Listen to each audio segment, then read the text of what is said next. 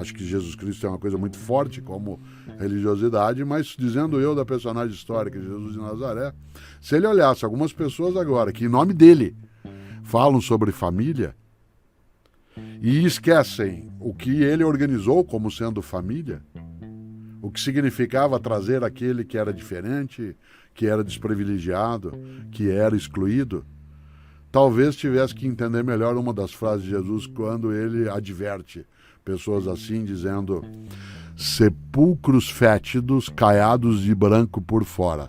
Isto é, gente que fede, mas que não quer que pareça que fede, então pinta ao lado de fora do túmulo de branco, né, dá uma caiada, mas dentro tem um aroma pútrido.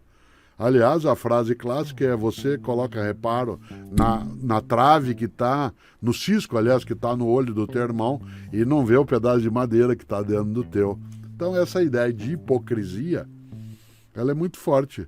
Claro que a defesa da família não significa o encerramento da cabeça, a exclusão, o descarte, a segregação, significa a amorosidade.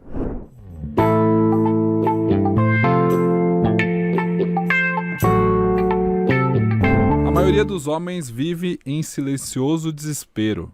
Não se conforme com isso, liberte-se. Essa é uma das provocações do professor John Keating, que é protagonista no filme A Sociedade dos Poetas Mortos. O longa, que é estrelado por Robin Williams, foi lançado em 1989. Naquele mesmo ano aqui no Brasil, a Legião Urbana lançava o disco As Quatro Estações. E até hoje, a exemplo do professor Keating, as palavras do Renato Russo fazem sentido. O verso que a gente lembra é o refrão da música Pais e Filhos. Mas enquanto a gente ainda se esforça para amar as pessoas como se não houvesse amanhã, quem é que explica a grande fúria do mundo? Na época em que a música chegou às rádios, o Brasil estava às vésperas da primeira eleição direta para presidente depois de mais de 2 décadas. Estados Unidos e União Soviética ensaiavam ali o fim da Guerra Fria. 34 anos depois, as eleições, as guerras e os muros são outros. Expostos a um bombardeio de conteúdo, será que a gente está mais próximo ou mais distante de compreender essa fúria do mundo? E se as grandes dores são mudas, como afirmou o poeta libanês Khalil Gibran, como se libertar desse desespero silencioso? Será que a gente ainda não consegue gritar as nossas dores? Ou estamos gritando demais até um ponto em que a gente perde a capacidade de escutar?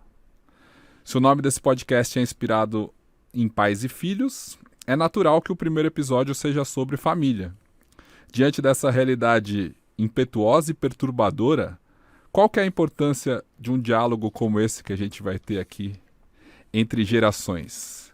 Entre gerações e entre pai e filho também. Seja muito bem-vindo, professor Mário Sérgio Cortella, para o primeiro episódio de A Grande Fúria do Mundo. Que bom, Pedro Mota Cortella.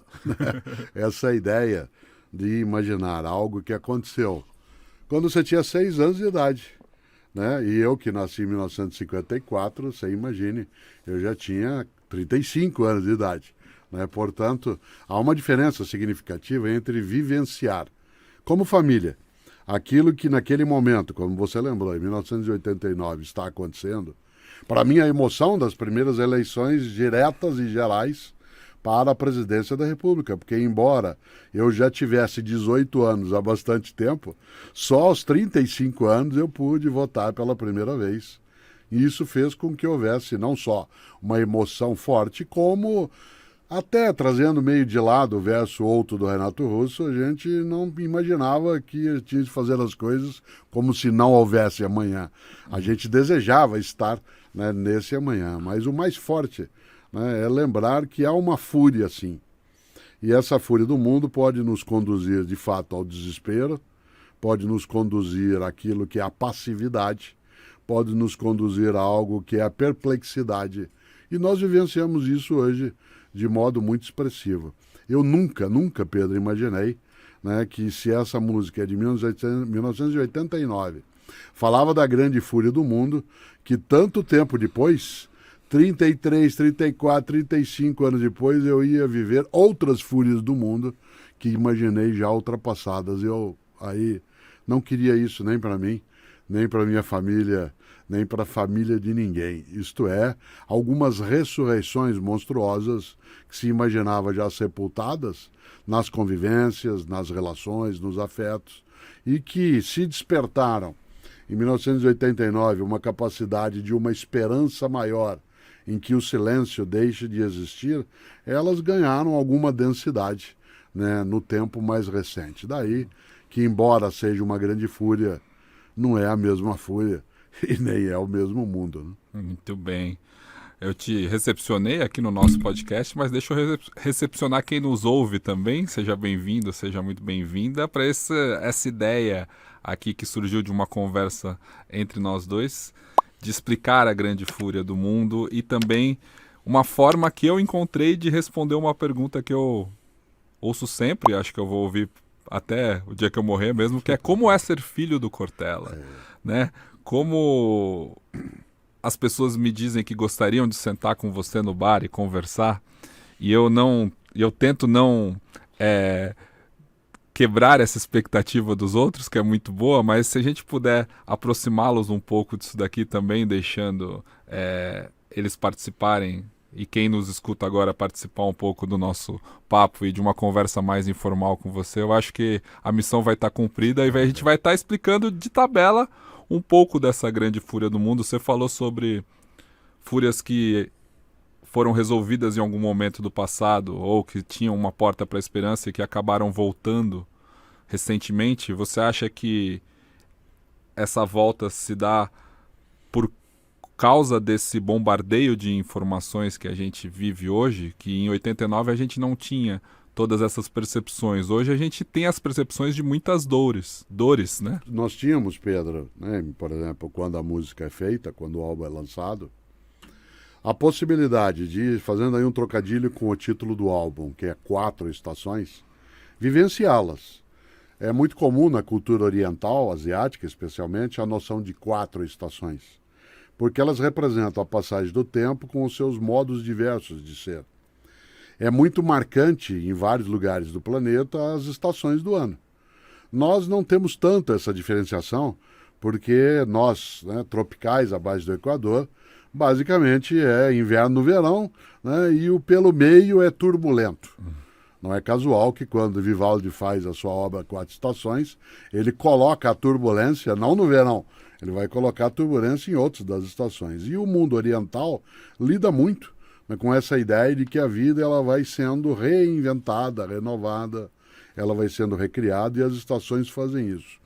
O que eu acho que nós temos hoje, e isso no campo da família acaba trazendo também uma diferenciação, é uma contemporânea convivência das estações ao mesmo tempo. Assim como a gente diz que esse tempo está louco, isto é, que a gente é capaz de ter inverno no mês de novembro e ter um verão brutal no mês de julho, assim como a gente tem uma indiferenciação em relação a algumas das estações, essa marcação do tempo parece que foi por nós, humanos e humanos perturbada, o mesmo vale em relação a outras coisas que se tem. Né? E nesse sentido, claro, né, esta brutalidade que se pode ter no dia a dia, ela não foi criada pela tecnologia nova, pelas plataformas à disposição, mas ela foi facilitada em algumas circunstâncias à medida em que ela pôde trazer à tona, né, um modo de conexão e comunicação que, por ser o tempo todo, né, marcado pela velocidade ou até pela pressa, faz com que a gente não tenha um tempo maior para meditação, para reflexão e também até para amainar, né, essa fúria que vem aí no dia a dia. Por isso, eu gosto, né, de imaginar que as pessoas, quando te perguntam o que é ser filho de um filósofo, elas até ficam imaginando que você, na tua vida, ou teu irmão e irmã, você teria mais paz, ou teria mais serenidade, porque um filósofo explicaria a grande fúria e diria, fique tranquilo. Por outro lado, como você já me ouviu dizer, eu tenho pela filosofia um afeto, mas eu não tenho uma obsessão. A filosofia não me ocupa 24 horas. As relações numa família, elas têm sim, porque é o meu trabalho, meu gosto, né, meu amor, a ideia da filosofia como presença, mas ela não é uma obsessão que me invade, né, que me possui. Eu não sou servo da filosofia, eu quero que ela seja a minha serva. Nesta hora, sem que isso carregue arrogância, a filosofia, ela sim, nesse tempo todo, desde o lançamento do disco, do álbum, ela trouxe algumas aproximações e ficou perplexa com alguns distanciamentos. Uma das perplexidades maiores é exatamente que a mudança em 3 décadas trouxe um afastamento, trouxe um fosso entre pessoas de várias gerações, entre elas dentro da família. Interessante. Há um desejo intenso de convivência familiar, se entende em muitos momentos que a família é o ninho protetivo, mas há um distanciamento, há um isolamento quase que em forma de cela, em que as pessoas se isolam e querem um pouco de paz. Agora eu vou usar o termo que eu gosto assim, eu quero paz. Em outros momentos, ter paz era uma convivência harmônica com outras pessoas. Hoje, ter paz pode ser ficar isolado ou isolado. E numa família, uma família em paz pode ser, e é ruim que seja se fosse, cada pessoa no seu canto, no seu canto, no seu canto, no seu quarto, na sua toca, cada um longe do outro. A ideia da paz como sendo o isolamento e não a convivência harmoniosa. Por isso, sim, a gente tem de imaginar que 3 décadas podem alterar coisas que sejam para melhor e outras não. No campo da família, a gente tem mais coisa a conversar. Quando as pessoas falam como é ser filho de filósofo, elas imaginam muitas vezes que a gente tem uma conversa como essa citando sempre Khalil Gibran, ou até mesmo Renato Russo, ou Nietzsche, Aristóteles, Platão, como se isso fosse uma rotina nossa no café da manhã. Eu já quero dizer desde o primeiro episódio que não é assim, né? Nós temos uma convivência familiar que é bem familiar, dada o dia a dia, né? Não moramos mais juntos. Ainda bem, né, que eu tenho quase 40 anos, mas no tempo em que moramos não tinha essa função professoral na família, né, que é da nossa relação. E as pessoas às vezes esperam que você, sendo filho de professor, você vai ser sempre aluno desse professor. E o fato de ter a filosofia no nosso dia a dia talvez tenha me trazido mais dúvidas do que respostas, ou mais serenidade na hora de pensar sobre as questões e sobre as fúrias do mundo. Mas uma coisa que eu não tive nisso que você falou, dentro da nossa família, e que muitas pessoas, muitos amigos, muitos conhecidos meus, ao longo dos últimos anos, a questão da polarização política que causou muita ruptura entre pais e filhos, irmãos e irmãs, primos e tias, e isso é muito ruim dentro da nossa sociedade brasileira, especificamente nos últimos anos. Porque pareceu que as gerações ficaram mais distanciadas justamente porque cada um no seu canto acabou sendo exposto e construindo uma própria realidade. Se a gente não tem mais a comunicação de massa, que foi aquela que eu me formei, eu sou jornalista e que eu quis sempre trabalhar com a comunicação de massa, hoje a comunicação ela é individual dentro do seu celular e aquilo se pinta uma visão de mundo que as pessoas acabam vivendo sempre dentro da própria bolha. Isso se deve à tecnologia, isso é uma grande mudança de 89 para cá, e do mundo que eu vivo e do mundo que você vive, né? Como que a gente sai dessa e por que a nossa família não teve tanta polarização? Eu acho que aí a gente tem algumas coincidências boas, né? Por exemplo, a formação familiar, né? A mãe de Carol e André, teus irmãos, é da área de sociologia. Tua mãe é da área de jornalismo. Esse trabalho levou uma certa afinidade, né, daquilo que eu sou com o que ela ou a outra pessoa tinha como conexão. Isso fez com que houvesse também uma aproximação de perspectivas de vida, de ideais. E vocês foram criados, né, dentro dessa percepção. Poderiam ter, por exemplo, nós não torcemos para o mesmo time. Não. Né? Se nós olhamos o conjunto da família, isso nunca gerou, né, uma cisão. Nós não temos a mesma percepção religiosa o tempo todo das coisas. Nós nunca achamos que você teria que torcer para o time que eu torço. Afinal, eu sou teu pai, né? E eu sou o cara que torce para o melhor time do mundo. Ou para aquele que pode ser a referência. Esta noção, ela foi sempre vivenciada como sendo o acolhimento da diferença e não o aprofundamento da cisão. Ela gerou pontes e não abismos. Né? Nós fomos várias vezes juntos a futebol. Uhum. Né? Em alguns momentos, inclusive, eu fui contigo assistir jogo do teu time, né?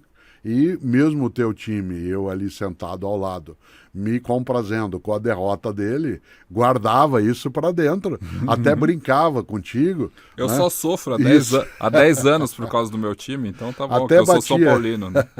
Batia de leve nas tuas costas, né, quando o outro time, eu me lembro de uma situação dessa no estádio do Morumbi um dia, em que estávamos ambos para ver um jogo do São Paulo, né, com outro time, se não me engano, o São Caetano na época. Não era né? São Paulo e Santos que a gente Não, tava não lá era no Santos, é o camarote? time para o qual eu torço. Então, Mas não foi uma situação com outro time, né? E eu me lembro que o São Caetano fez 1 ou 2 gols e eu só batia de leve no teu ombro. É uma comunicação, entre aspas, muda, mas ela é suficiente.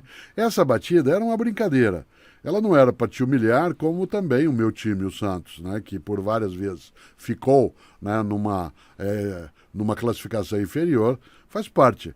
Todas as vezes que eu reclamava, né, de alguma brincadeira em relação ao futebol, né, a gente lembrava sempre o quanto que a tarefa disso é a diversão. Né? É exatamente a alegria e não a marca negativa. Quando você pergunta por que na nossa família não é uma especialidade de alguma família dizer esses caras, hein, são bons, hein? Eles convivem sem que haja rupturas. Claro que não. É uma família como muitas outras famílias existem, mas essa identidade de percepção que veio, digamos, das mães ou do pai, com os filhos que conviveram crescendo, que estudaram em universidades assemelhadas. isso. Será que né? a gente foi doutrinado? Eu acho que não necessariamente, porque o pensamento livre permitiu que você escolhesse teu time de futebol sem que eu tivesse nenhum tipo de sabor, que você decidisse se ia ter religião ou não. Eu nunca peguei a você, teu irmão, tua irmã, e disse, vocês vão comigo. A influência era muito maior dos avós, as palhaças em relação ao time. O fato do meu pai, Antônio, ser São Paulino, mas você não conviveu com ele porque ele faleceu né, muito cedo e você era criança. Mas teu avô Jair, que foi até os 90 anos de idade, quando você nasceu, em 1983, do lado de fora da porta, né, do quarto da maternidade, como em vários lugares, foi pendurada uma camisa de time, e era do São Paulo. Então, se doutrinação houve, foi por parte do teu avô. Né? Nessa hora, por que eu sou avesso à ideia de doutrinação? Não foi por isso que eu não fiz. É que eu acho que o time é um tipo de afeto que a gente vai construindo no tempo, mas eu sou avesso à ideia de doutrinar, porque doutrinar significa eu fazer com que você pense como eu quero que você pense, e isso rompe a tua ideia de liberdade, de autonomia. Uma das belas coisas do filme Sociedade dos Poetas Mortos é o quanto ela incentiva a liberdade de pensamento. O quanto que a personagem, né, ela traz à tona a noção da arte como liberdade. A ideia da arte como sendo a expressão de algo que marca, né, um mundo em que há sim uma grande fúria, mas a gente não é derrotado. A gente não é derrotada por uma fúria como essa. Ela está à nossa volta. Grande pergunta. Por que a gente tem de explicar a grande fúria do mundo? Porque nós não conseguimos viver sem explicações. Né? É muito comum algo que parece brincadeira, que eu vou dizer, mas nós queremos, dentro daquilo que simula o caos que é a vida, a gente começa a organizar. Quer ver um exemplo? Senta você, senta eu, senta quem está agora conosco, né, nos ouvindo nessa conversa. Você senta numa sala de espera. Seja no escritório, seja no hospital, onde for. Dali a pouco, é comum isso, hein? Você começa a contar quantos azulejos tem na parede, ou começa a olhar quantas luminárias tem no teto e organizar mentalmente aquilo. Esse ordenamento do que está à nossa volta, isto é, a busca de oferecer uma lógica para as coisas impede o desespero.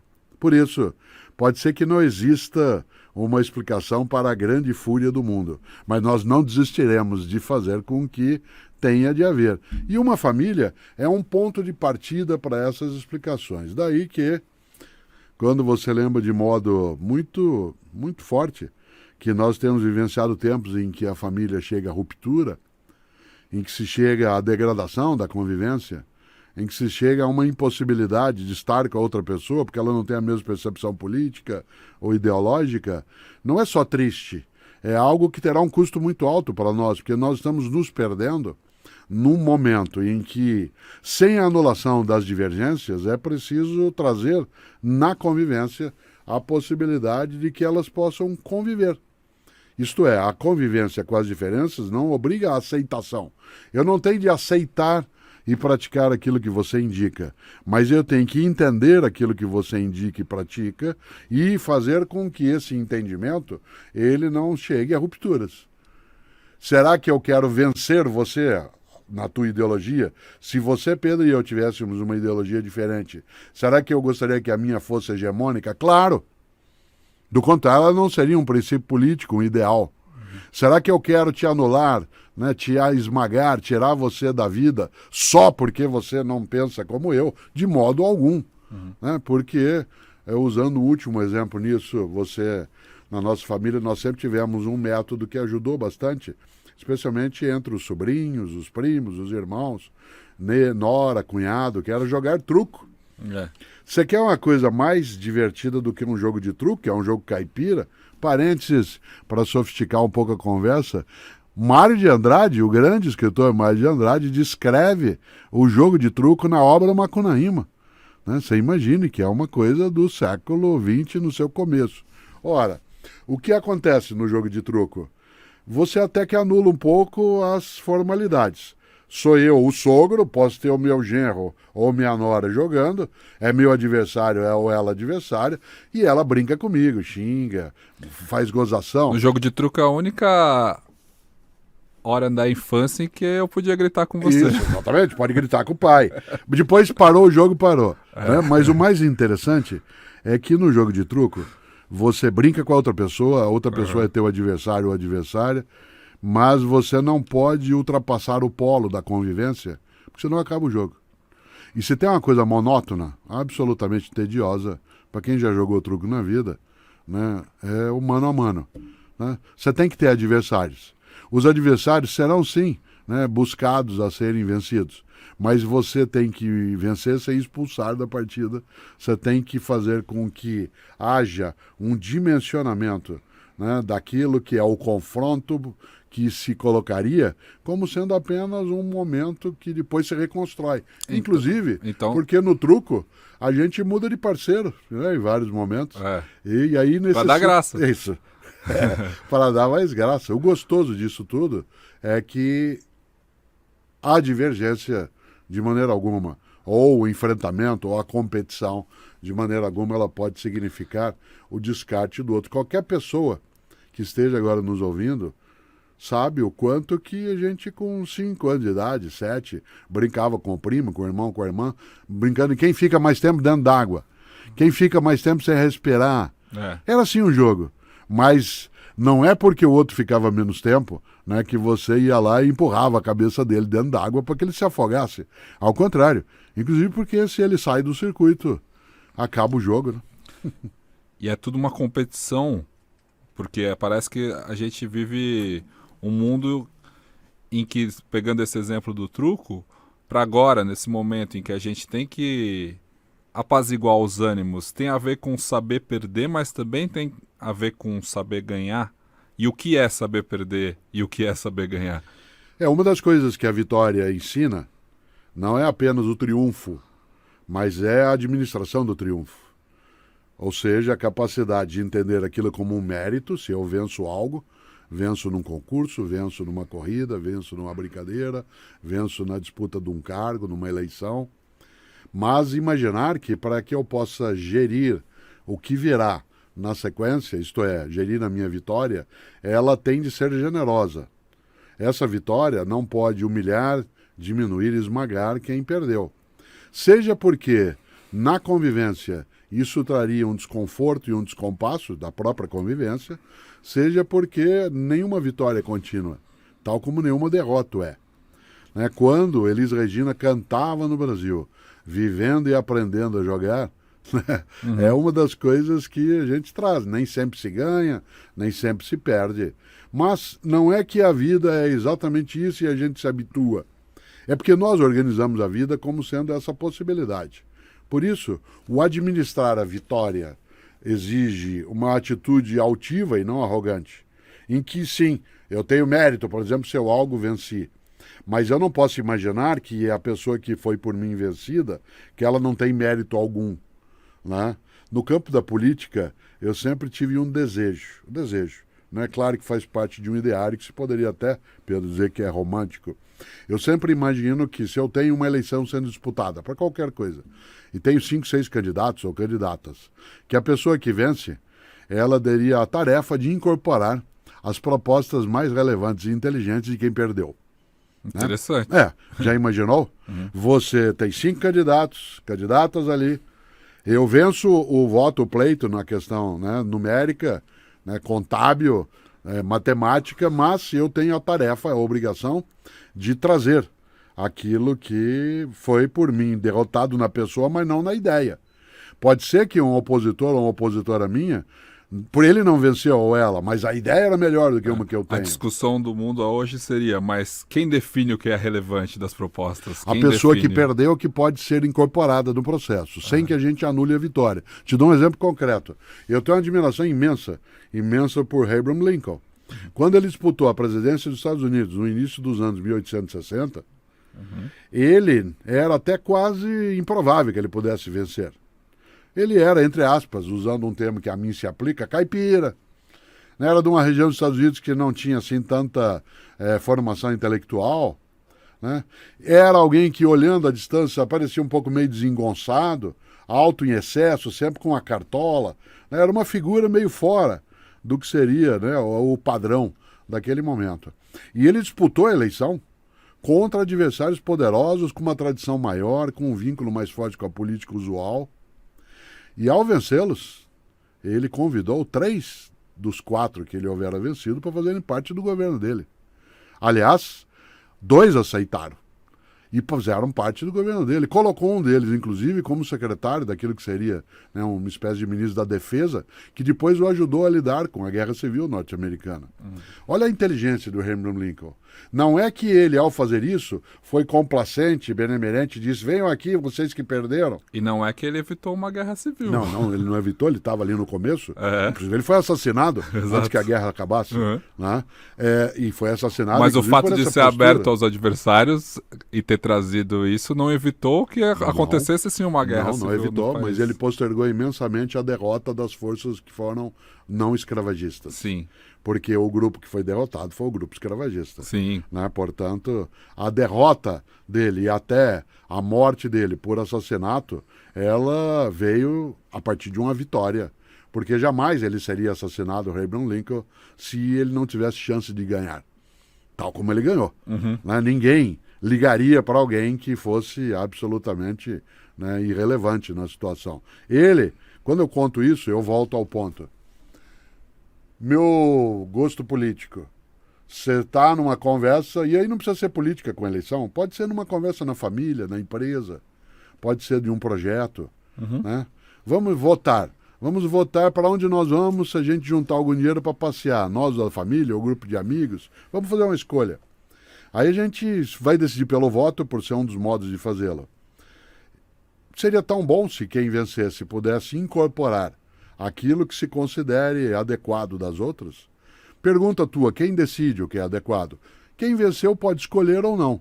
Eu acho que é um sinal de inteligência, né, que ele ou ela que vença possa escolher. E dizer, não, de você eu vou trazer isso, trazer aquilo.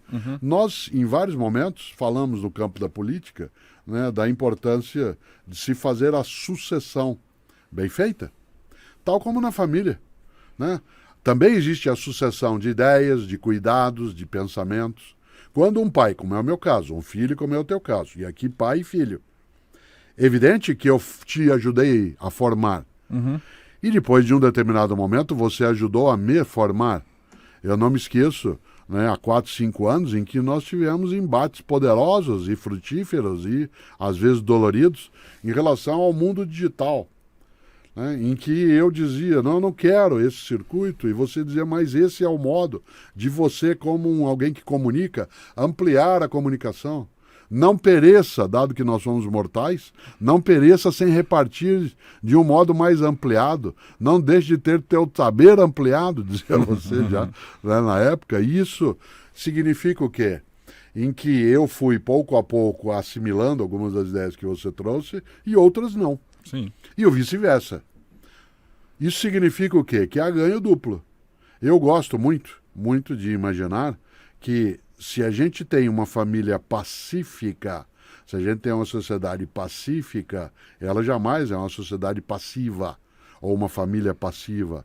Né? Uma comunidade de vida pacífica não é passiva. Ela não é inerme no sentido de não estar, né, com nenhum tipo de salvaguarda, né? É inerte, né, em que fica parada em relação às coisas. Ao contrário, né? Dentro da grande fúria do mundo, não só é preciso que a gente consiga ordenar, como também enfrentar em conjunto. E como a gente dialoga com quem perdeu totalmente o contato com aquilo que a gente acredita que é a realidade? Ou como que a gente... De quem vem o passo dessa família que se rompeu, que as pessoas saíram do grupo do WhatsApp, dessa família que está sem possibilidade nenhuma de convivência porque esse tema vai voltar? Como que a gente reconstrói essas pontes? Qual que é o caminho que... Quem que tem que dar esse passo primeiro? Porque é isso que está acontecendo na prática. Há uma reflexão no campo da poesia que às vezes sai de algumas ideias do Fernando Pessoa e que passa também por a psicanálise, que diz que, resumindo, a lucidez incomunicável é a pior forma de solidão. A lucidez incomunicável é a pior forma de solidão. Acho que você já viveu isso, quem nos ouve também. Momentos na vida em que você tem tanta clareza de algo e o fato das outras pessoas não entenderem que aquilo não pode acontecer, ou aquilo vai acontecer, ou que aquilo é daquele modo, te deixa em estado de solidão. Nunca você se sente tão solitário, ou uma pessoa nunca fica tão solitária, quando ela tem uma lucidez incomunicável. Não é incomunicada, é incomunicável. Você se aproxima da outra pessoa e ela não entende. E quase que você, de modo ofensivo, diz, quer que eu desenhe? Ou posso explicar? E a pessoa não abre a porta e a cabeça. Há dois movimentos dentro disso do que você pergunta que eu acho que tem que ser feitos. O primeiro deles é uma postura de quem se supõe na condição de lúcido ou lúcida, de ter humildade para imaginar que sim, eu posso estar equivocado, mas não tenho certeza desse equívoco e, portanto, quero batalhar pela possibilidade de me aproximar e não de romper a aproximação. Eu acho que o passo inicial cabe a quem tem mais afeto por aquela circunstância. Não por quem tem mais a perder. Se eu estou numa dissensão, numa separação, numa família, porque as pessoas não têm a mesma aproximação no campo da política, da ciência, da religião, o braço será estendido não por quem for mais generoso e, portanto, melhor pessoa. Será estendido o braço inicial por quem tiver mais clareza de que esse braço poderá ser recebido ou não. E se esse braço que for estendido não for acolhido, que eu não vou partir para cima da outra pessoa, dizendo, tá vendo? Não adianta nada mesmo, não adianta, esses caras não têm saída. Não, ao contrário, com paciência. Com paciência. Paulinho da Viola, 80 anos de idade em 2022. Um homem que foi capaz, em 1975, fazer uma música chamada Argumento. 1975, você não era nascido e boa parte das pessoas que nos ouve, talvez. Uhum. Havia uma ditadura no Brasil, havia censura. As músicas eram, especialmente de alguns compositores, muito cortadas. E ele fez a música Argumento, que diz, tá legal, eu aceito o argumento, mas não me altere o samba tanto assim. Olha que a rapaziada... E lá segue ele. Está sentindo a falta, de um pandeiro, um cavaco e um tamborim. Mas o melhor é o conselho dele no final. Porque no final, ele diz, faça como o velho marinheiro, que em meio ao nevoeiro leva o barco devagar. Faça como o velho marinheiro, que em meio ao nevoeiro leva o barco devagar. Ou seja, quando as coisas não estão tão nítidas, quando elas não estão tão claras. O nevoeiro, ele faz com que a gente tenha que tomar algum cuidado. Por isso, Nietzsche disse coisas que nos ajudam a pensar nesse campo, mas quem para mim melhor trabalhou essa ideia foi Hegel, antecessor do Nietzsche dentro da filosofia alemã. Anterior, não antecessor. Hegel dizia que quem exagera o argumento prejudica a causa. Quem exagera o argumento prejudica a causa. Por isso, a minha aproximação se eu desejo fazer com que a gente não tenha fossos, não tenha pontes dinamitadas, se isso importa para mim, eu vou persistir. Quem ama não desiste. Né? Quem ama insiste, procura e vai. E se isso dará trabalho, e dará, se isso trouxer algum contragosto, e trará, se eu partir do princípio de que poderão dizer não a essa aproximação, isso não é razão para que eu cesse a iniciativa. É apenas uma possibilidade. Mas eu posso ter sim o sim. E a pessoa se ficará menos reativa a essa circunstância e a gente refaz os esgarçados tecidos, né, os esgarçados liames do tecido da família, especialmente nos tempos de turbulência, quando as pessoas começarem a entender que elas são mais acolhidas, né? E que eu não tenho dela raiva, eu apenas não concordo. E eu tenho, às vezes, pena que seja daquele modo, né? Eu não queria não estar com aquela pessoa, né? Seria tão bom que a gente tivesse nossas diferenças sem que isso nos distanciasse. Aí tem a grande pergunta, né, Pedro? Mas então, significa que aceitamos qualquer coisa? Não. Mas eu posso ter postura diversa, entender que a tua postura, por exemplo, pode estar equivocada, mas nem por isso você é alguém que eu vou sentenciar ao exílio afetivo. E no caso político, é muito claro que todos querem o melhor, né? Num princípio universal. Exceto canalhas, das e coisas. existem canalhas. Existem as canalhas e os canalhas. Esperamos sim. que sejam poucos, né? Eu acho que são poucos. Sim, eu também acho. Agora, eu tenho um princípio, como professor que eu sou há quase 50 anos, que é uma frase que eu acho que vale sempre. E todas as vezes que alguém se equivoca, ou todas as vezes que eu me equivoco em alguma coisa, eu penso nessa ideia. E na família também. Nas vezes em que eu fiz o que não devia, ou nas vezes que você fez o que não devia, nas vezes em que alguém na família deixou de, né, praticar aquilo que seria correto, a ideia central é pensar assim, ó, teu erro não te define. Teu erro não te define, você não é o teu erro. O teu erro naquela circunstância é um erro naquela circunstância. Você não passa a ter uma identidade marcada por esse erro. E eu jamais seria educador se eu imaginasse que o erro definisse as pessoas. Eu jamais seria alguém que teria o trabalho de auxiliar a formação se eu supusesse que não tem saída. Né? A síndrome de Gabriela, né? Eu nasci assim, eu cresci assim, eu sou mesmo assim, que o Dorival Caymmi compôs o dia e que a magnífica Gal Costa gravou também em 1975, né, com tanta alegria. Por isso, teu erro não te define, meu erro não me define.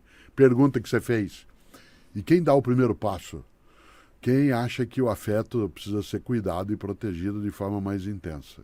Quem tiver, inclusive, mais humildade para saber que pode perder com aquilo. Mas que pior do que perder é desistir de não perder. E vai poder dormir à noite tranquilo pensando que fez o que pôde, né? Que fez o melhor possível, talvez, para restabelecer essas relações. Mas deixa eu perguntar aqui sobre gerações, que é um dos temas principais do nosso A Grande Fúria, porque há um tempo atrás, gerações era uma questão de tempo, se dizia 25 anos. E hoje, dentro dessas realidades paralelas que todos estamos vivendo, temos várias gerações dentro da mesma idade. E várias percepções de mundo dentro do mesmo bairro, da mesma classe social, da mesma cidade, do mesmo local. O conceito de geração encolheu, e o que isso impacta nas nossas vidas e na convivência familiar? Nós tínhamos 4 estações nas gerações. Elas se sucediam. Em 100 anos. Isso, elas se sucediam nas estações. Você tem um verão, depois você tem o outono. Né? E por que eu pergunto isso? Eu tenho 40 anos, você tem quase 70. Eu tenho 39, você tem quase 70. Né? A gente, quando você cita Paulinho da Viola, eu sei completar a música ainda. Quando você cita Gal Costa, eu sei quem é. Eu sei a referência de Gabriela. Me parece que a próxima geração, essa que tem 20 e poucos anos, não está mais resgatando esse tipo de contato com a cultura que a gente tem de forma mais ampla e que era mais comum dentro do nosso dia a dia, porque nós escutávamos música juntos quando éramos jovens. Hoje em dia está quando eu era criança, né? Hoje em dia tá cada um dentro do seu próprio universo, do seu próprio tocador, com a sua playlist exclusiva, que não tem mais as ligações com o que os pais escutam. E eu não quero ser uma voz conservadora de dizer que eu acho isso ruim, né? Porque a gente não está mais honrando os mestres do passado da mesma forma, ou a gente está perdendo para as gerações mais novas as referências que foram importantes para a minha formação. Mas quando eu olho isso, é inevitável não ser conservador, porque eu considero que aquilo que eu cresci é bom. Uhum. E não necessariamente isso, quando eu vejo uma pessoa de 20 anos que não teve essas mesmas referências e que está se moldando para um mundo que realmente é diferente. O que você acha disso? Acho que são dois movimentos de novo. O primeiro deles é que se eu sei, quando cito Paulinho da Viola ou Gal Costa, que você sabe do que eu estou falando. Sim. E que tem muita gente que nos ouve que também sabe. Sim. E quem não sabe porque não trabalhou esse tempo, né, não absorveu isso, talvez se interesse. Mas se eu estivesse agora dialogando com uma pessoa que não tem essa formação, que é de uma geração mais recente, que não cultua esse legado histórico da música desse mesmo modo, eu buscaria me preparar para a conversa de maneira que eu pudesse trazer à tona grupos musicais, bandas, ou games, ou filmes que estejam mais próximos da vivência que a pessoa tem. Porque eu quero me aproximar e não me distanciar. Uhum. Eu não quero ter uma perspectiva, aliás, saudosista. No meu tempo. No meu tempo. Se eu pudesse. Quando era criança Exato. era bom, que a gente ouvia o Paulinho da Viola e Gal Costa E a na gente sala pode de casa. continuar ouvindo, como pode continuar ouvindo outras coisas. Agora, volto a uma das coisas que você disse, e eu dizia que eram dois movimentos. Né? O primeiro é exatamente eu me preparar para essa convivência intergeracional. Segundo, entender algo que você já me ouviu dizer e que eu queria reforçar. Toda pessoa, em qualquer época da história, sempre viveu na era contemporânea. Não existe ser humano que não tenha vivido na era contemporânea. Portanto, eu, Cortella, aos 70 anos de idade quase, sou contemporâneo de você, que tem 39, de tua filha, né, que vai fazer 5, né, de um outro que tem 7 anos, de um neto meu ou neta de 10, de uma pessoa de 30 anos de idade. Dizendo óbvio, mas não tanto na conclusão. Eu sou contemporâneo e todo mundo que estiver vivo é contemporâneo. Mas nós não vivemos a contemporaneidade do mesmo modo. Embora eu esteja no mesmo ano que você ou de quem nos ouve, o tempo e a maneira de vivenciar esta época não é a mesma. Em relação à referência no cinema, no game, no uso da tecnologia. Por exemplo, eu gosto muito de cantar com outras pessoas. Eu gosto muito de ouvir música com outras pessoas, mas também gosto de fazê-lo de modo individual, quieto. No entanto, eu não tenho exclusividade, que eu quero só ouvir sozinho ou só ouvir com outras pessoas.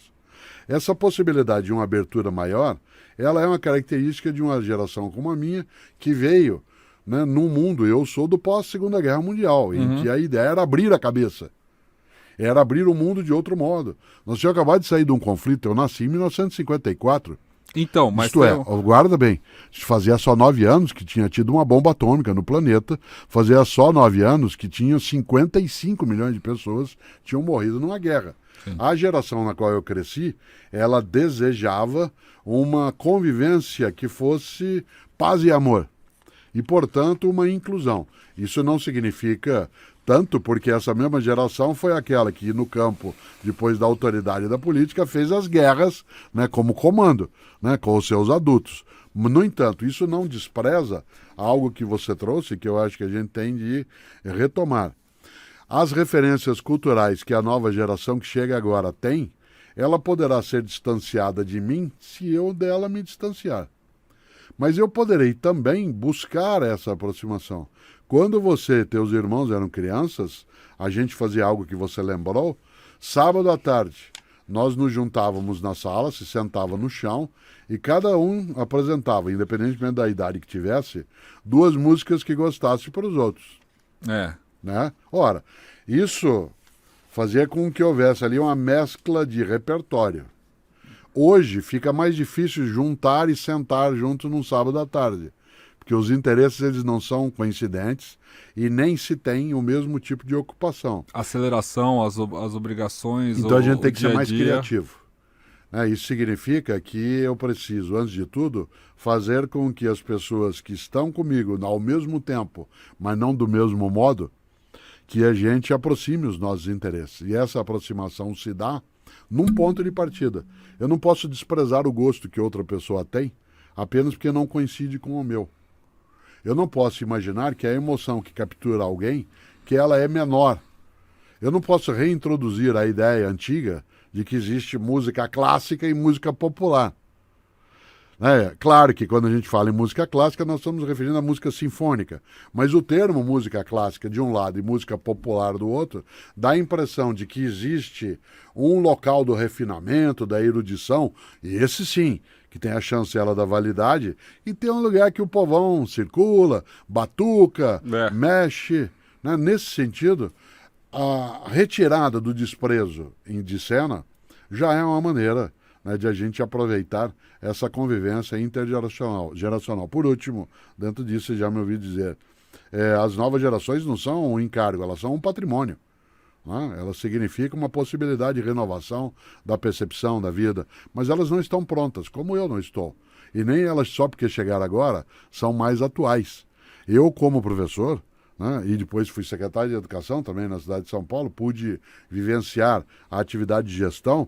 Tem muita gente muito mais jovem do que eu, absolutamente reacionária, né, com postulados que não são pós-renascentistas, são pré-medievais, né, são coisas que você imagina que não estariam na cabeça de alguém que deveria ser uma pessoa mais inclusiva, menos segregacionista, que quando tivesse o poder em mãos, que ela não partisse para a extinção, né, da outra pessoa. Existe sempre essa esperança de que as novas gerações elas vão ser ainda mais abertas, com uma cabeça melhor, com mais inclusivas, ou melhores mesmo, que a gente trabalha para que o nosso fruto de existência é gerar gerações melhores, né? Deveria ser. Deveria ser. Deixa eu pegar o gancho aqui que você deu que a gente pegou nesse mundo da música. Tem algum autor, cantor, banda, artista que você conheceu por indicação de algum filho ou filha e passou a acompanhar desde então? Se você lembra de cabeça, sim, claro, e eu lembro. respondo também do que eu conheci, que você sim, me apresentou. Por exemplo, você,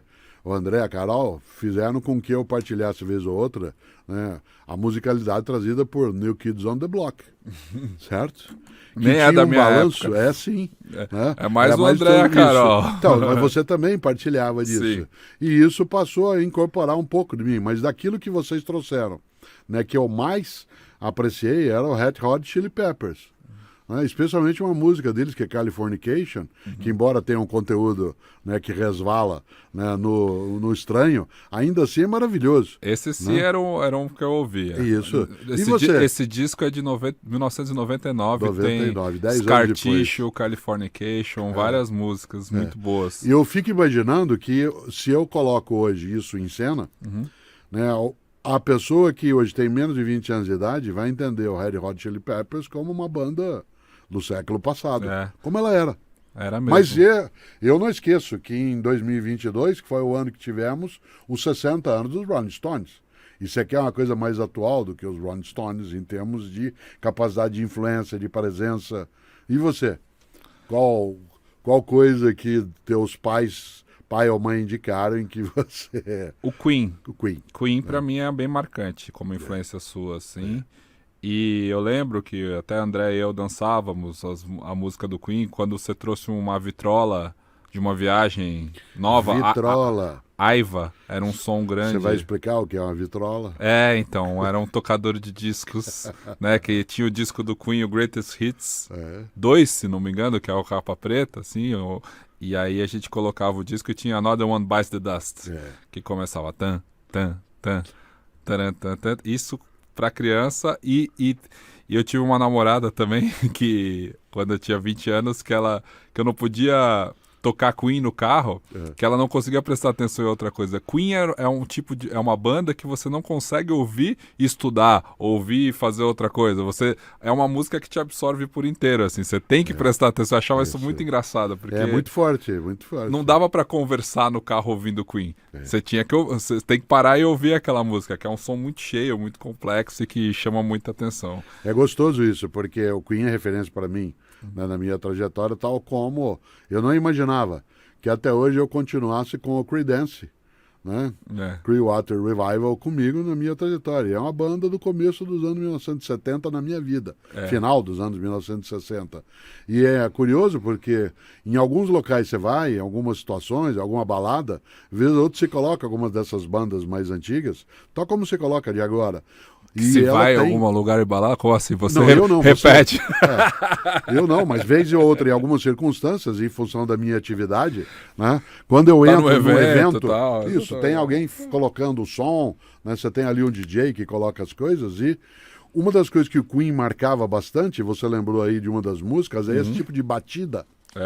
Ela é muito aproximada do que virá depois como música eletrônica ou como alguma coisa que trouxe, né, outros caminhos. E filme, hein? O Sociedade dos Poetas Mortos é um filme muito marcante para mim, para minha vida, como inspiração, né? Como gostar da área das artes, do conhecimento humano. Eu tive alguns professores que eram mais John Keating mesmo, né? Mas o filme tem vários, né? O próprio Amarcord, que eu sei que é um dos seus filmes favoritos, mas pra mim não pegou tanto. Mas a maior referência eu acho que é Monty Python. Cálice Sagrado, como A Vida de Brian. Para mim, o que você mais influenciou foi a Seinfeld, a série que eu comecei a assistir por conta da tua influência, quando você disse de fato que era para assistir alguma coisa, dado que eu era da área de filosofia, tratava do nada.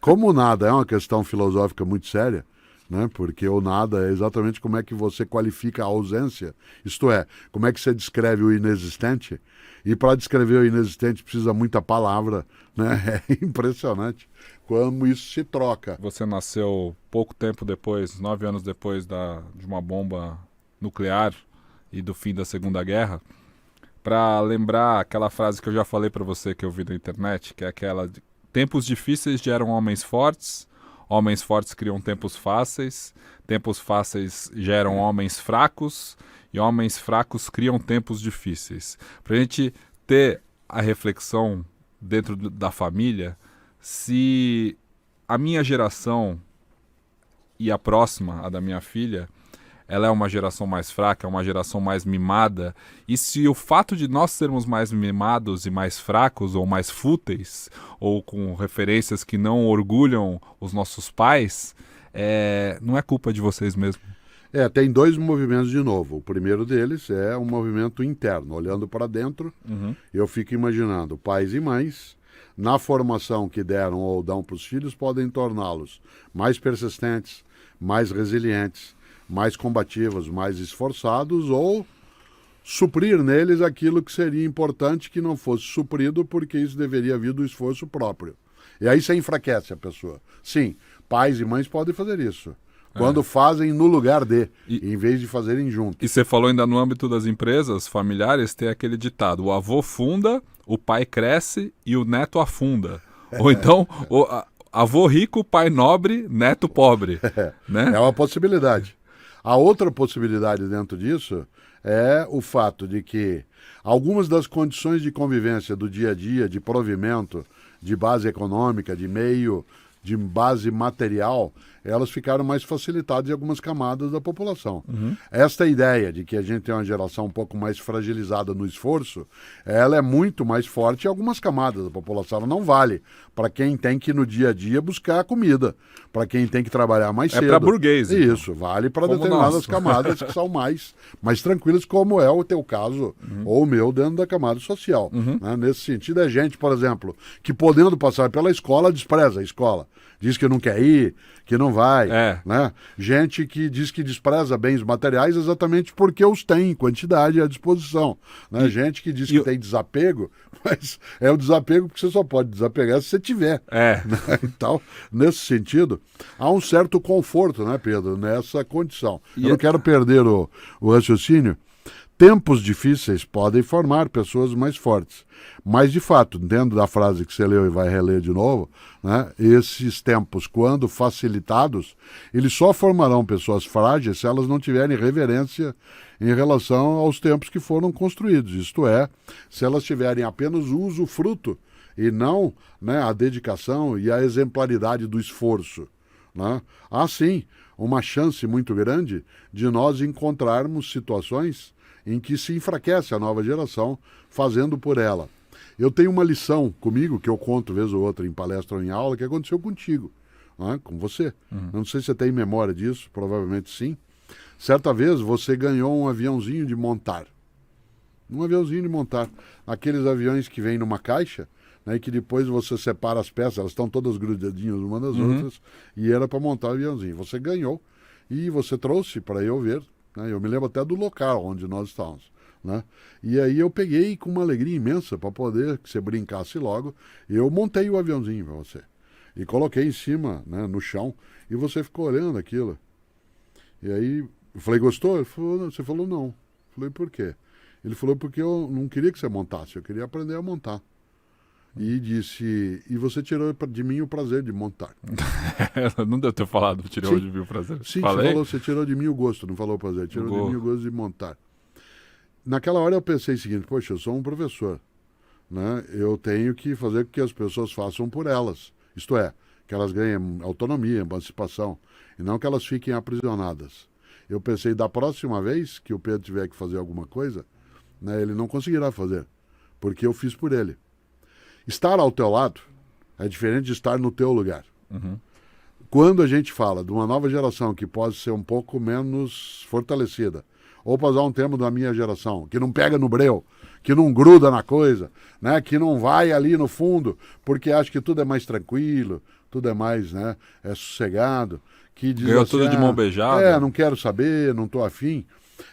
Existe uma responsabilidade também do mundo adulto, mas também existe uma decisão que esse mundo pode facilitar, mas que é uma coisa muito localizada em determinada camada econômica da população. E as facilidades que o mundo digital oferece no fato de que, no meu tempo eu tinha que pegar a enciclopédia Barça e achar e pesquisar. Hoje está aí no Google, você acha tudo o que você quer. Hoje as respostas estão muito rápidas e muito claras. Isso gera uma geração, toda uma base de pessoas e de jovens que é mais acostumada com a instantaneidade e com a resposta rápida. Isso é um custo alto do ponto de vista intelectual. Então, mas a escola também tem que se adaptar a isso. Claro, porque esse imediatismo... a família também. Eu não quero trazer aqui como a nostalgia o fato de eu ter de ir a um livro para pesquisar algo. Mas é trazido. Mas aquele movimento de ir ao livro para algo pesquisar ajudava a formar alguns modelos mentais de pesquisa, de procura, né, de busca, que favoreciam a autonomia intelectual. Esta instantaneidade do acesso à informação, primeiro que pode criar uma condição dela não ser correta e você não tendo tempo de maturar, você assimilá-la como correta quando ela não é. Segundo, ela cria uma dimensão em que se perde um pouco da paciência necessária para se maturar pensamentos, ideias, adensamentos. Dou um exemplo bem banal. Não é casual que a culinária faça tanto sucesso hoje, porque a culinária, num tempo da comida pronta, num tempo da instantaneidade, num tempo do self-service, num tempo, né, do delivery, em que se você está com vontade, você tecla no teu mobile e 15 minutos depois aquilo chega para você, isso desmobiliza capacidades intelectuais e leva algumas pessoas a buscarem na culinária, né, algo que vai reconstituir a obra com a mão, o tempo em que você matura. Por exemplo, você é alguém que faz um bom churrasco, Sim. seja com proteína, seja com vegetais, acoplando aí o gosto das pessoas. O modus operandi em que você vai, digamos, fazer um almoço, um jantar, vai receber pessoas. Quando você o faz, né, com um tempo mais elástico, que você tem de organizar, planejar, isso vai te dando habilidades mentais que não vêm à tona quando a gente só pega no pronto. E último exemplo, nós perdemos a habilidade de fazer contas de cabeça. Nós perdemos a habilidade, inclusive, de fazer somas, porque a gente vai diretamente numa calculadora e o faz. Aí você pergunta, bom, e para que alguém precisa fazer conta de cabeça? Bom, em situações em que você não vai ter a tecnologia ao teu lado. Portanto, ficarmos aprisionados dentro de uma dependência tecnológica, ela é algo que é negativo. Daí que, Pedro, eu não acho que seja nostalgia. Eu acho que é apenas o trazer de volta algumas coisas que têm importância, né, e que foram no passado e que agora continuam tendo relevância. Tempos difíceis geram homens fortes criam tempos fáceis. Tempos fáceis geram homens fracos e homens fracos criam tempos difíceis.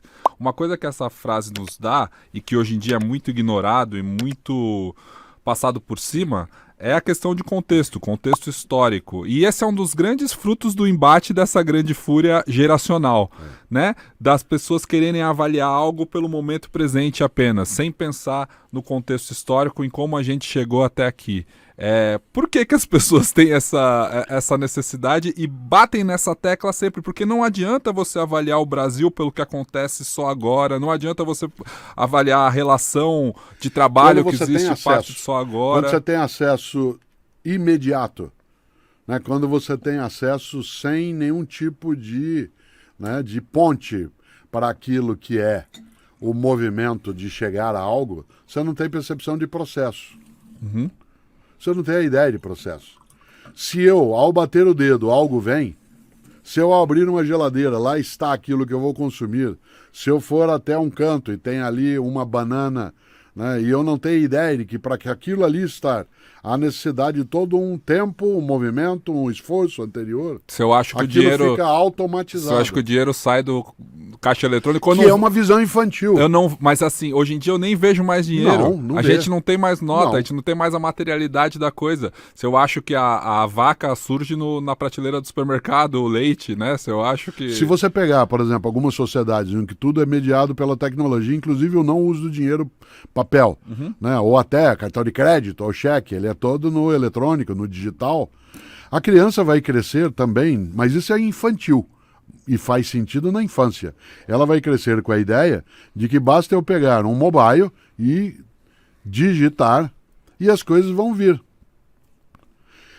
Quando eu posso pedir comida delivery só teclando, eu não tenho ideia do processo de fabricação, de produção, do esforço feito para ter aquele recurso, que alguém tem que se deslocar, que alguém teve que plantar. Esta forma mágica de chegada das coisas, ela distorce a visão. Por isso que quando o Renato Russo, né, e o Legião Urbana cantam, né, me explica a grande fúria do mundo, mas também, por que o céu é azul? Esta ideia de buscar algo que dê um sentido. Eu gosto demais, Pedro, porque a música, ao se chamar Pais e Filhos, ela lida com a noção de geração. Quer ver o único lugar que tem a ver com a minha geração, um pouquinho com a tua e quase nenhuma com a atual, onde não há geração, a família Disney. Ninguém é pai de ninguém. Todo mundo é tio ou sobrinho. Né? O Donald tem sobrinhos, o vovô Patinhas, ele tem netos, mas ele tio não Patinhas, tem... Ele é tio. Ele não tem neto. Ninguém, não existe pai e mãe. Não existe. Portanto, tudo relação, porque a ideia de pai e mãe dá a ideia de geração. E a ideia de geração dá a ideia de término, de fim. Um dia, um magnífico sociólogo da Universidade de São Paulo, né, chamado José de Souza Martins, escreveu, ainda nos anos 1970, um livro pequeno de tamanho profundo chamado Tio Patinhas no Centro do Universo, em que ele vai buscar que uma das ideologias mais fortes é aquela que faz com que as pessoas não tenham noção de processo. Isto é, que elas entendam a vida como um mero instante agora. Para você trabalhar com a noção do instante agora, você tem que tirar a percepção de processo e geração. Então, eu não posso ter personagens de histórias que tenham pais. Sim. Eles têm que ter só tios. Porque se aparece pai e mãe, vem sequência. A primeira coisa que uma ditadura em qualquer lugar tira é o ensino de história. Porque o que se aprende em história é que aquilo que é não era, aquilo que é pode não ser. E quem deseja a estabilidade a qualquer custo, no sentido de constrangimento, não pode ter ideia de processo. E conservação? Claro, porque uma pessoa que notar que aquilo que agora é não era desse modo, poderá concluir que aquilo que agora é pode deixar de ser. Ora, a grande fúria do mundo, ela pode ser desviada, simulada como não sendo fúria, buscando acalmar o que não está calmo. Esse desespero silencioso que você falou no nosso ponto de partida da conversa, ele não pode ser silenciado. E agora eu vou usar uma expressão que eu gosto. A noção de silenciado, aquele que não pode falar, né, em latim, é infantil. Né? A infância, a noção de infante é quem não pode dizer. Uma pessoa infantil é aquela que não pode falar. E claro que tem sentido múltiplo nessa expressão. Mas a mais forte é que quando você infantiliza alguém, você impede essa pessoa de dizer-se. E impede que ela tenha a sua própria forma de pensamento. Daí que me explica a grande fúria do mundo, por parte de Renato Russo e Legião Urbana, para mim é muito mais um grito de socorro do que, de fato, um projeto. Porque se você parar para pensar, na verdade não há. Última, porque eu acho que tem a ver que é uma discussão que a gente tem que colocar dentro desse primeiro episódio sobre família, que já vai caminhando para o fim, que é, se mudou o conceito de geração, que é o que a gente falou até agora, também mudou o modelo de família, que não existe mais um núcleo tradicional, uma forma tradicional. Para mim, nunca existiu, porque eu sou de uma família diferente, que você formou também com a minha mãe, e sem a minha mãe, né? Isso que é a parte mais interessante. Famílias com 2 pais, com 2 mães, com pais biológicos e não biológicos, como é o nosso caso aqui, meio-irmãos, meio-irmãs. O conceito de família ele é mais diverso e ele necessita ser readministrado. Na verdade, eu nunca tive um apreço muito grande pelo conceito ou pela instituição chamada família. Eu não acho que ela representa muito. Eu valorizo muito mais as relações humanas. Mas como que a gente chama o que existe hoje de família? E será que a gente deveria continuar usando a palavra família? Sim. Família é um conceito de um território afetivo. Uhum. Um território de cuidados recíprocos, de capacidade de acolhimento, onde a amorosidade ela se expressa no concreto do dia a dia. Mas ela não tem a mesma configuração agora que ela tinha há 30 anos e nem aquela que ela tinha há 100 anos. Essa noção que a gente tinha nos anos 1980, 1990 de família, claro que ela é alterada, né? E ela terá de sê-lo por 2 razões básicas. A primeira é que a vida teve uma extensão de tempo. Quando meus pais formaram família, a suposição é que eles partiriam aos 60 anos de idade, né?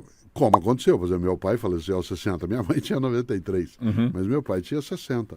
A vida média no início do século 20 era de 42 anos. Hoje a vida média é 75 anos. Agora olha aqui essa marcação que eu vou fazer com a mão e quem está só ouvindo fica imaginando. A vida tinha 3 etapas, do 0 aos 20, formação, dos 20 aos 40, trabalho, dedicação, constituição de outra família, dos 40 aos 60, a preparação para o encerramento do caminho, né? Portanto, eram 3 blocos. Isso significa que você tinha de sair de casa no primeiro bloco. A família ela era organizada por, digamos, um homem ou uma mulher, como fonte básica, mas não exclusiva, né? E até 20 anos de convivência. Depois, se tivesse filhos, eles iam embora. Aí você ia lidar com os netos na terceira etapa. Depois se encerrava o percurso. Ora, voltando a esse pedaço, numa vida que se estende, e que eu sei, por exemplo, que meus netos e netas, eles vão viver... sei lá quantos anos. 100 anos, digamos. Um neto de 10 anos de idade está em 1/10 da vida possível dele. Quando eu era criança, um neto de 10 anos estaria já com quase, quase a ideia, né, de 50% daquilo que ele poderia, né, ter no dia a dia na primeira fase dos 20 anos. Né? Isso significa que esse tempo mais extenso vai reconfigurar a família. E segundo, a maior liberdade das pessoas poderem, inclusive, não persistirem em relações hipócritas, simuladas, em que o afeto não existe mais, mas para não haver nenhum tipo de descompasso em relação aos descendentes, não se fazia a separação. Nosso país, por exemplo, só introduzirá a ideia de divórcio, que nunca é algo agradável, nunca é algo que possa ser, né, comemorado, estrito senso, mas ele só o fará legalmente a partir dos anos 1980. Era muito mais estruturado manter-se uma relação que era simulada, fingida, em que as pessoas não tinham mais nenhum tipo de conexão e se aceitava que elas tivessem os seus lugares, seus encontros, suas circunstâncias, e se admitia. Hoje não mais.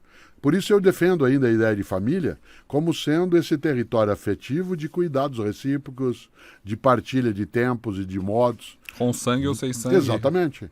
Ora, a ideia de filiação ou paternidade afetiva, que a legislação nem tinha, hoje ela tem. Eu posso falar não só em filhos ou filhas adotivas, mas eu posso falar hoje, e a legislação traz o termo, em filho afetivo, em que se constitui ali uma relação em que não é a consanguinidade, mas também não é a legislação em si que estabelece. Há hoje essa ampliação, em que a gente tem outros modos de ser família, não é inédito. Nós já tivemos isso na história. É que alguns momentos dos 300 anos mais recentes interromperam, né, essa lógica, inclusive porque a família, pai, mãe, filho, se tornou um polo produtivo na Revolução Industrial, né, muito forte, em que você tinha que ter esse ordenamento para poder gerar uma mão de obra Que ano que é direção. isso? Dos 300 anos mais recentes, século XVII, XVIII. Mas será que quando a pessoa se diz defensor da família, ela ainda pensa nesse modelo? Eu acho que, em alguma medida, uma pessoa que diga sou o defensor da família, eu também sou. Aliás, eu tenho. Eu não sou muito. Eu sou. Eu acho que a família... quando eu tinha 18 anos de idade, a noção de família já era essa família ampliada. Já era. Isso. Era aquela família do mundo hippie, do qual eu fiz parte, em que você era irmão e irmã, né, das pessoas que você considerasse irmãos e irmãs. Certo? Portanto, havia a ideia de comunidade de vida, de irmandade. Mas para o seu pai isso era como? Sim. Meu pai não lidava tanto com isso, porque a gente se habituou em casa a ter família ampliada. Quando algum na família falecia, algum adulto, os filhos dele ou filhas vinham viver conosco. Eu sempre tive gente em casa que era filho de outro tio ou tia que veio viver. Eu nunca me lembro de ter ficado só meu irmão Héctor e eu, né, morando em casa. Só nós sempre tinha um primo, uma prima que morava junto. Então essa ampliação, ela existiu. O que a gente tem agora é algumas pessoas dizendo eu sou um defensor ou defensora da família, mas uma família que é excludente, fechada, né, e que nem sempre corresponde à realidade.